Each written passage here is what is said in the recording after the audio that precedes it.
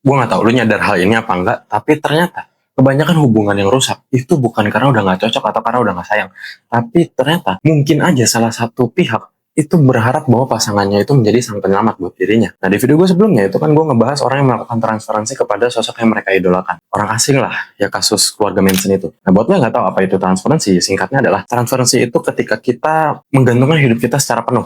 Kita menggantungkan rasa aman kita, harapan hidup kita, dan bahkan nilai diri kita atau biasa yang disebut sebagai self esteem kita kepada suatu sosok. Nah, di video kali ini gue pengen ngebahas salah satu transferansi yang sangat umum dilakukan sama orang, dan mungkin secara nggak sadar gue juga melakukan hal itu, yaitu transferansi kepada pasangan.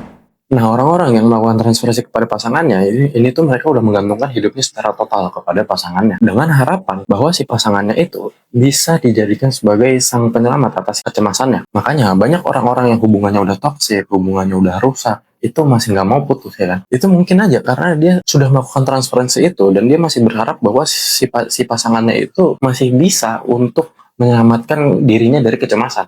Nah, yang menjadikan transferensi kepada pasangan ini salah itu adalah karena kita membebankan kebutuhan spiritualitas kita kepada makhluk fana, makhluk ciptaan. Yang dimana kan pasangan kita juga manusia kan. Dia juga akan menghadapi takdir kematian yang sama juga kayak kita. Dia juga punya kecemasan terhadap suatu hal juga.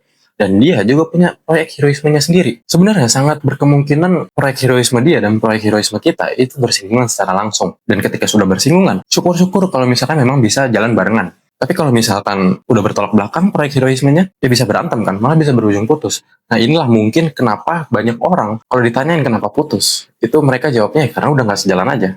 Nah, hal ini itu bisa menjadi semakin parah dengan kita semakin mengagungkan pasangan kita, dengan kita tuh bilang, wah dia itu yang paling ideal, dia itu yang paling sempurna, dia itu duniaku lah. Dia itu ternyata nantinya semakin besar juga kecemasan yang bakal kita dapat gitu. Karena semisal dan sebenarnya udah pasti, kita tuh menyaksikan kekurangan pasangan kita, atau kita menyaksikan pasangan kita itu tertimpa hal yang selama ini kita cemasin, itu makin membengkak nanti kecemasan kita tuh. Karena alam bawah sadar kita itu menerjemahkannya sebagai sang penyelamat gagal untuk menyelamatkan kita. Sang penyelamat aja tertimpa hal yang selama ini kita cemasin. Apalagi kita, benteng utama kita itu udah roboh gitu. Jadi tinggal kita sendiri. Nah, makanya kita tuh jadi cemas karena kita jadi sadar bahwa di dunia ini itu nggak ada yang bisa nyelamatin kita dari suatu hal yang selama ini bikin kita cemas, kecuali diri kita sendiri. Nah, jadi mungkin itu kenapa solusi romantis itu disebut Victor sebagai hal yang berpotensi untuk jatuh ke lubang neurosis. Dan itu dia sampaikan di bukunya berjudul The Denial of Death. Dan perlu diingat juga kalau misalkan psikoanalisis ini bukan ilmu pasti kayak sains yang benar salahnya tuh bisa diuji. Tapi setidaknya psikoanalisis itu memberikan kita kacamata baru untuk memandang manusia lain. Jadi mungkin